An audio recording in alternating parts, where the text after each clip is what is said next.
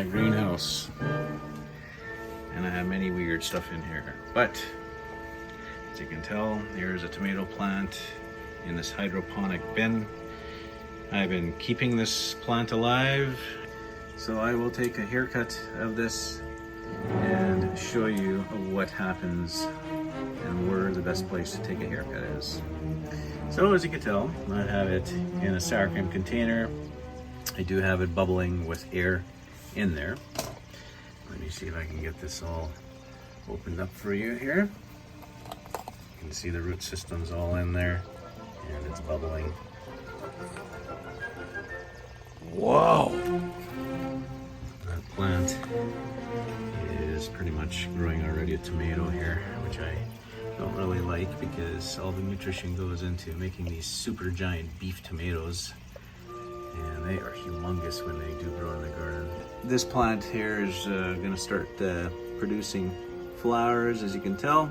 I don't want that, so I'm going to take a clipping of this. I'm going to let that one particular tomato grow in the hydroponic setup here, because this is a cloning station.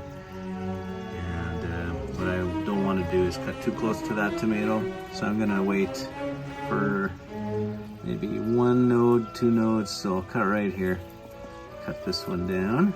Wow, pretty thick. Okay, so here is a piece that I will use, and this piece will take it to the kitchen.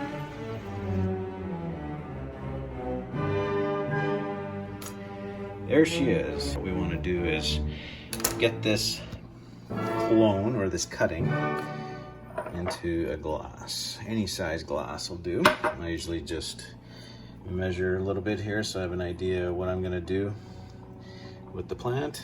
And as you can tell, the bottom can be all cut down except the top.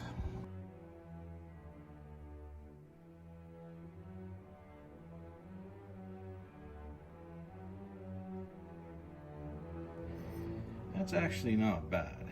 You know, this piece can actually hold this in here, so that'll be fine. So in order to get rid of the flowers, here's this piece here I can cut off. See the flowers in there?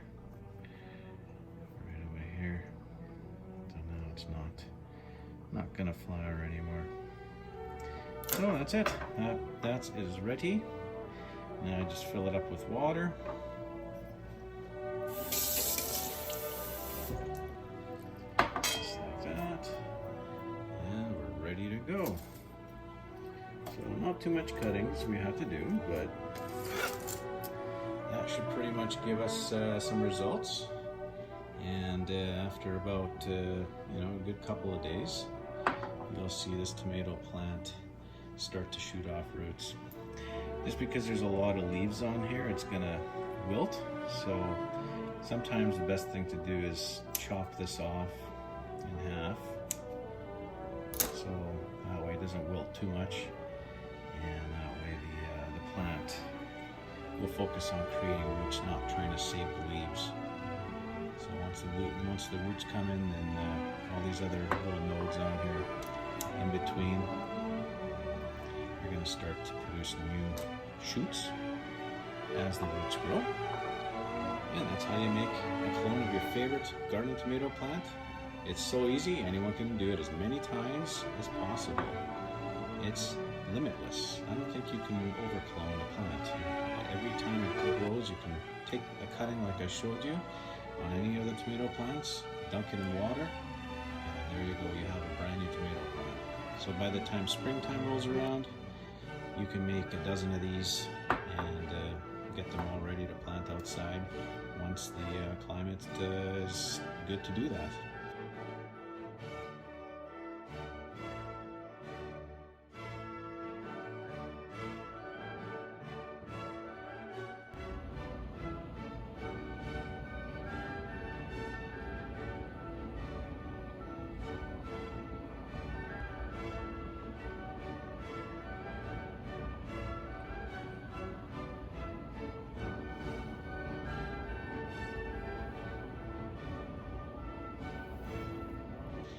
if you enjoyed this video, can you please give us a like? And if you're really wanting to watch some more of these videos, I highly suggest you give us a subscribe and show your support. That way it encourages me to make some more how-to videos and information here on what I know, pass it off to you, and hopefully you guys benefit all from it. Thanks for watching. Have a good one.